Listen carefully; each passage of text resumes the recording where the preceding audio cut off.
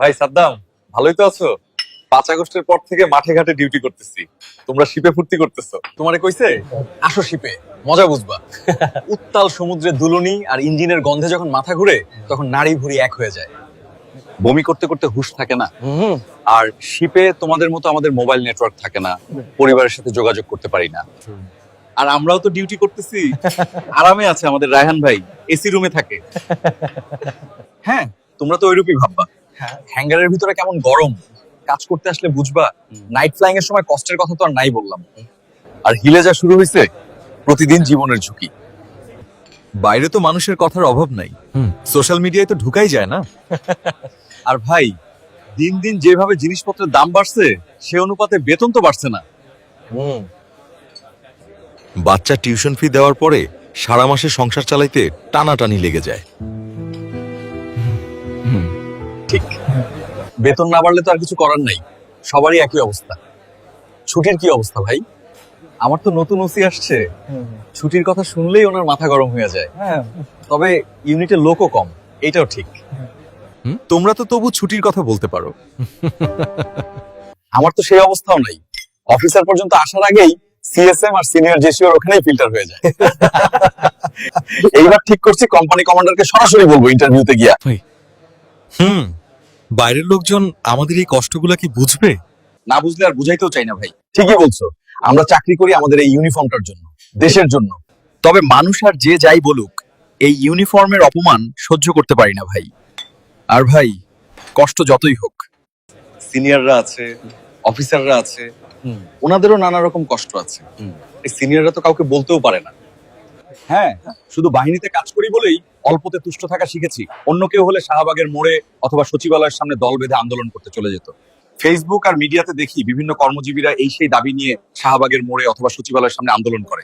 আন্দোলন তো দূরে থাক, আমরা তো ফেসবুকে একটা স্ট্যাটাসও দিতে পারি না। আমাদের তো সেটা মানায় না।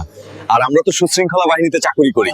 তাছাড়া আমাদের চেইন অফ কমান্ড বলে একটা বিষয় আছে, যার কারণে সুযোগ সুবিধা যাই লাগে অ্যাটলিস্ট সিওকে বললে ব্যাপারটার একটা সুরাহা হয়। ফেসবুকে স্ট্যাটাস দিলে তো আর সমাধান হয় না। তাই কমান্ড চ্যানেলই আমাদের একমাত্র ভরসা। তবে আমি মনে করি সোশ্যাল মিডিয়ায় কেউ আমাদের অপমান করে কথা বললে আমাদের যুক্তি দিয়ে উত্তর দেওয়া উচিত। আর আমাদের কিছু অবসরপ্রাপ্তরা যা শুরু করছে তা সত্যিই দুঃখজনক ভাই। আর একটা বিষয় কি জানো ভাই, সরকারি বাসা পাওয়া নিয়ে আমাদের অনেকেরই কষ্ট আছে। বাসা নিয়ে ইউনিটের সব সৈনিক কিংবা নাবিক তো চাইলেই সরকারি বাসায় পরিবার নিয়ে থাকতে পারে না। তবে যে বাসা ভাড়া দেয় তা দিয়ে বাইরে বাসায় থাকাও সম্ভব না। সরকারি বাসা পেলেও 1 বছরের বেশি মেয়াদ না থাকায় উঠতে না উঠতেই বাসা ছাড়ার সময় হয়ে যায়। আমাদেরও একই অবস্থা ভাই। আলামিন ভাই, তোমরা তো তবুও মিশনটা পাও, আমাদের তো তাও সবাই পায় না। ভাই, জীবনে একবার চান্স পাইতে পারি, তাও ঠিক নেই। আর মিশন করতে গিয়ে জীবনটা পাখির মতো উড়ে যাবে কিনা তার গ্যারান্টি কেউ দিবে না। ভাই শোনো, মিশনের আসল চিত্রটা অন্য।